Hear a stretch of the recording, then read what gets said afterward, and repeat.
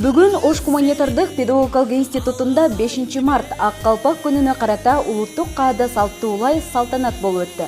Иш-чара институттун жаштар комитети тарабынан уюштурулуп, ага окуу жайдын ректору Бекмырза Зулуев баштаган жетекчилик жамаат, окутуучулар жана студенттер катышышты. Мында алгач ректор куттуктоо сүйлөп, улутубуздун тарыхын, наркын чагылдырган улуттук кийимдерибизди ар дайым аздектеп, аны кийүү менен сыймыктаналы. Ала тоодой бийик болгон ак калпагыбыз мырзаларыбыздын башында ар дайым бийиктиктин символу болуп жүрө берсин деп билдирди.